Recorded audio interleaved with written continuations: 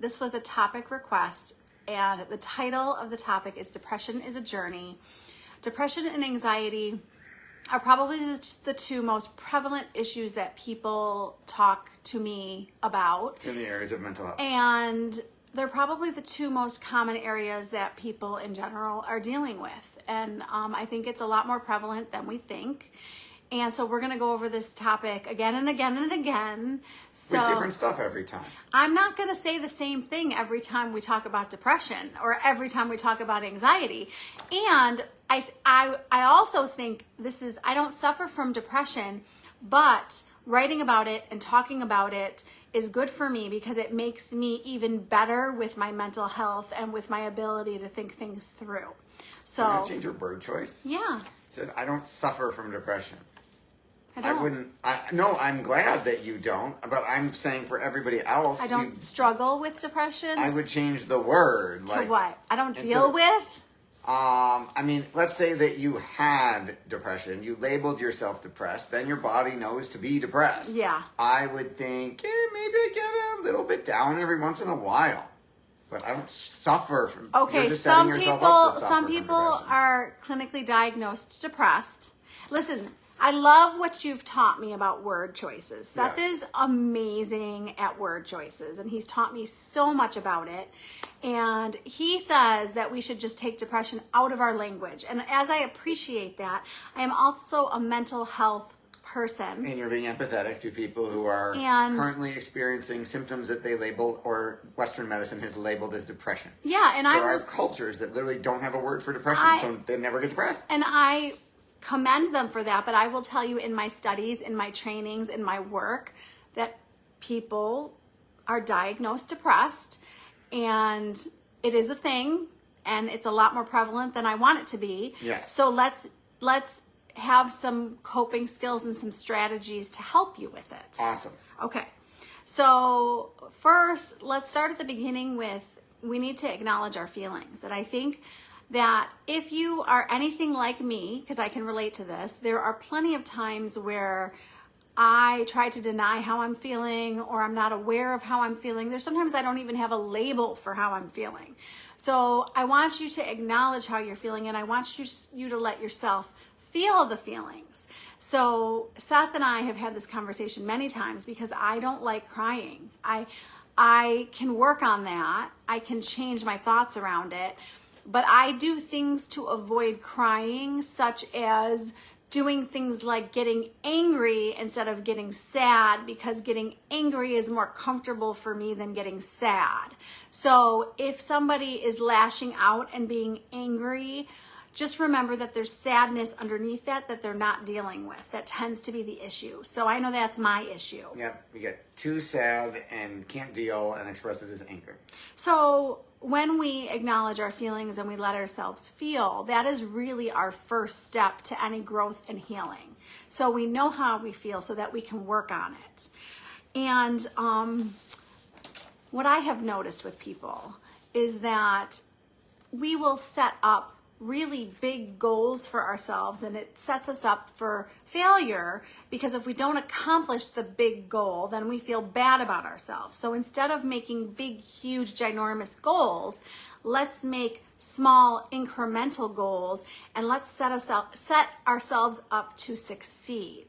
We want to succeed, and we want to gain momentum. Right? You wouldn't wake up one day and say, I'm going to run a marathon if you've never run a marathon before. If you tried to run a marathon, you'd die. You would collapse. No. Go on Facebook and actually make sure it's working. You would walk around the block before you tried to run a marathon, and there'd be a million steps in between. Yeah, like I can't decide tomorrow that I'm going to run a marathon. That would be a really silly, huge goal that I would set myself up to fail. But like Seth said, if I start setting myself up to take little steps each day to work towards the marathon, then I'm going to set myself up to be successful. So if I want to declutter my basement, I don't want to say, okay, I'm going to declutter the whole basement today, because I'm going to be down on myself, because we know that goal is way too big. So I might say, I'm going to go through one box today. And if you're struggling to get out of bed, if you are still in bed right now and you're struggling to get out of bed, then step 1 is to get out of bed. And that is your goal for the day. And then you give yourself a pat on the back that you actually succeeded with your goal. Or maybe your goal for the day is to get out of the house and run an errand. Set up small goals for yourself. Be proud of yourself when you reach these small goals, and then you'll see that it stacks and it builds and it gives you momentum to do more. Perpetuating upward viral spiral. Yes. And we talk about how important self-care is, but I want to talk about self-care in relation to depression. And when somebody tells me that they have no energy, one of my thoughts is, did they eat? What did they eat? Did they drink water? Did they get sleep? Like, I start going through the list of basic self-care needs, like, Maslow's hierarchy of needs. Yes. So we can't, the teachers can't teach to students who are not well fed and well taken care of. The kids aren't ready to learn. Well, how are you going to feel better if you're not nourishing your body with healthy, good food, if you're not drinking enough water, if you're not setting yourself up to have good sleep? So those are basic self-care things that are so important when it comes to depression. And I know that it severely affects some people. Our daughter, we have 3 kids. There is only 1 of 3 whose behavior changes dramatically if she hasn't eaten food. It's a big difference. If she hasn't had water, she will be like, I am hangry. So she is self-aware that her mood and her emotions just totally plummet when she hasn't given herself good food. My parents own a health food store. And my mom was talking to a customer who was saying that he had very low energy. And she was like, well, you put gas in your car to get here. What fuel did you put in your body today? You have low energy because you're not fueling yourself. Like, I'm sitting here thinking, okay, what am I going to go eat that is healthy for me after we do this? So what am I forgetting for self-care, Seth? Oh, we're going to talk about routine and sleep. So it is very important for our children to have a routine. I resist routine. Seth and I joke about my resistance of a routine. But if I'm honest with myself and if I'm honest with all of you, my family thrives with a routine. We can enjoy lack of routine for part of the summer, but if we have no routine for a long time, things go. Yes, they like knowing what they're doing, when they're doing it, who they're doing it with, and having a schedule. Yes. So we know that our kids thrive on a routine, but we also need to remember that the 2 of us, all of us, thrive on a routine. So you want to get yourself on some sort of a routine, and that is really important with sleep, because if you're not sleeping or if you're sleeping too much, that can severely affect depression and anxiety. I feel anxious when I don't sleep. It increases my anxiety. Yes, I remember when our kids were newborns, and then when they finally started, I felt like a crazy person, forgive the term. I felt very unresourceful and jittery. And then when they first night, every time when we would get on a good night of sleep, I was like, oh my God, I feel like a different person. I'm not a zombie anymore. I know. It was just survival back then. I didn't realize the fog that we were under due to lack of sleep. Big fog, trying to get through the day. If you have a new baby, you are probably not depressed or anxious. You are probably suffering from feelings of trying to get through the day with a newborn. And sleep deprivation. Sleep deprivation, self-care deprivation. I remember being like, take this baby, I need a shower right now. So as far as sleep goes, what the research shows is that if we go to bed at the same time and we get up at the same time every day, we're setting ourselves up for the best sleep success. So if you can get yourself on some sort of a sleep routine, you're going to have better sleep. And instead of sleeping until, if it's Saturday and you have nothing going on and you sleep till 11 o'clock, you might feel like crap. If you get up earlier and start your day, you might feel better. And as far as getting to sleep, it has also been shown that you should have some sort of routine at night to let your body know that it's time for sleep. So that's stuff like washing your face, brushing your teeth, reading a book, like unwind and let your body know that it's time for sleep. I have also recently been reading about the fact that in the morning. So this is perfect for summer. I have to think about this for the winter. But if we get up and we go outside and we give our body some sunshine and we give our eyes some sunshine, then we're helping our bodies, circadian rhythm. Circadian rhythm. Yeah, you're right. I didn't know how to say it. Circadian rhythm. So then if you are doing this every morning. Well, you cut up and you let the dog out and you go sit outside with him. So my favorite part of summer, so during the school year, I get up and I help get all of my kids ready for school. You know, I'm making breakfasts and lunches and doing hair, and I'm doing lots of things. So I'm basically feeding my dog and letting him out into my crazy morning. But in the summer, what has been my favorite part of the morning routine is that I get up, I feed my dog, and I go outside with him and I sit with him, and he loves it so much and I love it, and I'm setting my body up to know that it's morning. So then you'll see that your body knows 12 hours later that it's time to start unwinding and going to bed. So if you're struggling with sleep, there are lots of ways to work on it. I'm not saying you don't need medication. There's people who are taking sleep meds. There's people who are taking melatonin. I'm not knocking any of that stuff. I'm just adding to your tool box of stuff that you can do to help with your sleep. So we've got sleep, we've got a routine, we're taking care of ourselves, we're setting small goals, and very, very important is that we're staying connected. And I think it's so sad to see that if you're feeling sad, depressed, isolated, you tend to stay home. And I see this. I see people who will tell me that they feel depressed and they're just staying home every day by themselves. Which would make you more depressed. So we are social creatures. We are meant to be with people. We are not meant to be by ourselves all the time. So we have to push ourselves to stay connected somehow. And if you're struggling with this is starting small. Send a text message every day. Like reach out to someone with a text, reach out with a phone call. Make some plans, force yourself out of the house, go have a coffee date with somebody. Tell somebody that you're struggling. Reach out to a friend and tell them that you might just want to go and not talk about your issues and maybe just go and just have a nice coffee date and just relax. Maybe you actually want some help and maybe you want to talk to your friend and get some guidance, or maybe you could even reach out to a therapist. Try out a therapist, make yourself a session.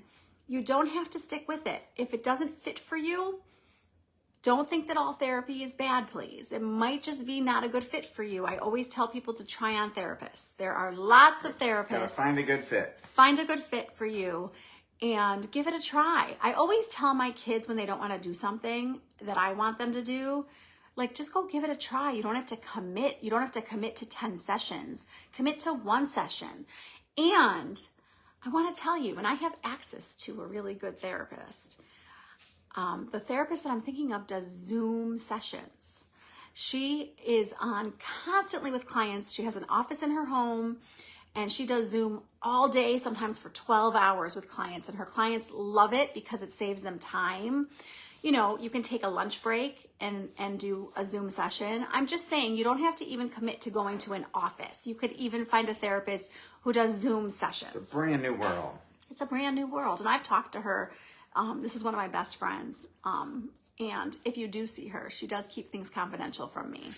But I do refer people to her and I do talk to her about what she does. And she loves seeing people on Zoom. It is definitely a new world. I have not done that yet. I see my podcast guests on Zoom. We did a summit on Zoom. The summit was amazing on Zoom. The podcast is amazing on Zoom. I think that it's better. Everything is better if it's in person. It gives it another level of engagement. Yes. It gives it another level of engagement, but you can pull it off on Zoom for sure. So stay connected, reach out to people. Please, if you're struggling right now, go send a text to someone and just say, hello, how are you doing? It doesn't have to be, I'm struggling, help me. It could just be, hi, how are you doing? I'm thinking of you. Go reach out. So we're staying connected. We're keeping a routine. And I saved my absolute favorite for last. And that is change your thoughts, change your life. and Seth and I are huge on this, and we keep each other in check. I think we do an excellent job catching each other with negative stories. I'm not saying your story is wrong. I'm saying, how would you like to change your thoughts and feel better? Because if we change what we're thinking, we change what we're feeling. So there is something called cognitive behavioral therapy. And I recommend, if you're going to reach out to a therapist, see if they're trained in cognitive behavioral therapy. I think it is excellent to help with this topic. And I think that if we start becoming aware of our feelings, like we talked about, we can start becoming aware of what we're thinking all day. So I was telling the example to Seth that I can say, oh no, it's August already. I'm so sad. Summer's ending. Or I can say, it's only August. I have a whole month of summer left. There you go. Different response. So how we think sets ourselves up for how we're going to feel. So I want to feel good about August. So I'm going to set myself up to feel good about August. But if you're thinking things like, I have no friends, I have no life, I have no plans, I hate my job. Like if you're thinking things like that, there are steps to fix all of that we could talk about, but we could also start with what you're thinking about yourself. Please don't put yourself down. Please don't talk negatively about yourself.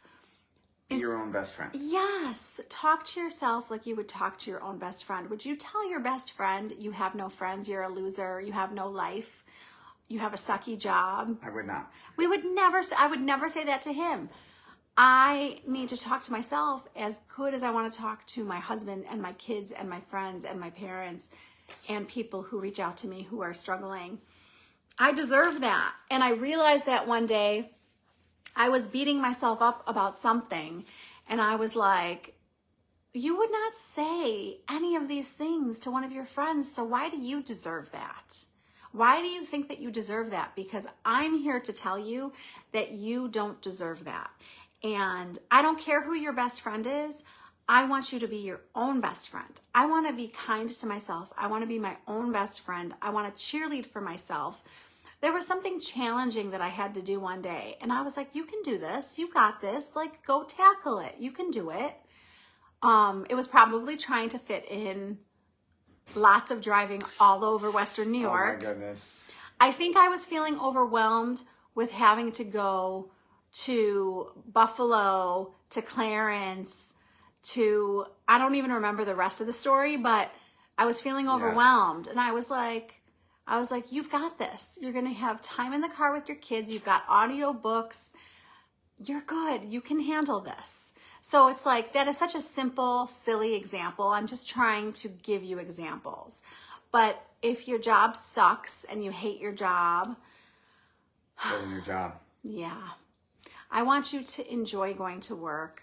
You have to have money. So I don't advise that you go quit. Job before you quit the old job. But I advise you to look for something that you think you're going to enjoy going to every day. I advise you to try to find things in your job that you like. Like, I like to challenge myself.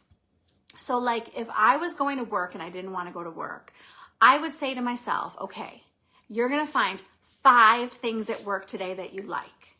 So I want you to challenge yourself with things. So even it's, man, they got a really good water cooler. I mean, I love the vending machine. Yes. I like the people I work with. Start to tweak your thoughts. I want you to say things like, instead of I have no friends, I want you to say, I'm going to reach out to a friend today. What? Oh, nope, keep okay. going. You're good. Okay. I was seeing if you were having Facebook issues. Facebook is working fine. Okay, Seth. So what did we go over? We went over acknowledging feelings, reaching out for help, setting small achievable goals, prioritizing self-care, staying connected, keeping a routine, and changing your thoughts. And I think if you can take one thing away today from this whole thing, it will be to change your thoughts. And I think all of the advice is important to help you feel less depressed, but you will have the biggest bang for your buck. Yep. It was hard to say for some reason. You will get the biggest bang for your buck if you start to work on your thoughts. And if you start to challenge yourselves to think more positively. If you think that you are a pessimist or a realist, I want to challenge you to tweak that, because that's not making your days pleasant. I don't want to look for things to be upset about. I want to look for things to be happy about. So optimists are happier, and if studies have shown, they live longer. Yeah, and they have fewer health issues. It's the saying, do you look at the glass half full or do you look at the glass half empty? It's like, do you look at August as summer is almost over, or do you look at August as you have another month of summer? And I want to say, we are in Buffalo, New York, so we do have another month of summer. In fact, I think we have a month from today is when our kids go back to school. A lot of your kids are going back to school in August, so I understand that you don't have a month of summer left, but still enjoy it and still make some summer plans. You still might have nice weather, even though your kids might be in school. So hopefully we do not have technical issues this time. Hopefully, yes. I feel like we did a good job redoing almost everything that we said on Wednesday. I did my best. I'm sure it's not exactly the same, but our Wednesday video did not work out, so we're trying again. So hopefully this works today. So I want to let you know that yesterday dropped a new podcast with Dr. Deborah Mandel. And it is all about healing mother-daughter relationships. So go check it out. And I would love for you to reach out to me and tell me what you think of the podcast. I would love for you to reach out to me and tell me what you think about the depression tips. And we also have the Whinypaluza Mom group on Facebook, which is a free supportive community. And we are in the middle of the August Summer Challenge. And go jump in. You can jump in right now. I've already asked 3 questions that you can go answer from August 1st, 2nd, and 3rd. And all the comments get entered for prizes that I like to give away. And what else, Seth? Go to whinypaluza.com and check out the link tree that has links to all of Rebecca's stuff. Especially make sure to sign up for the newsletter. And then like, rate, review, comment, share, and subscribe, please. Okay, well, take 2 is complete. Wish us good luck, and we will see you again Wednesday night. Have a good half of a week. Thank you for tuning in to the Whinypaluza podcast. If you like what you heard, please be sure to subscribe so you never miss an episode. While you are there, leave a review. I love to hear your feedback. Thank you so much for listening. Until next time. This show has been produced by Market Domination, LLC. To discover how you can have your own show completely done for you and turn it into a real published book and become the authority in your marketplace, go to www.marketdominationllc.com/podcast offer. 49 faces looked to him in triumph. Over the last 12 months, they had each taken turns and promoted his business for a week at a time, driving over $987,342 in revenue. What if you had a network of 50 centers of influence who promoted your business every week for a year?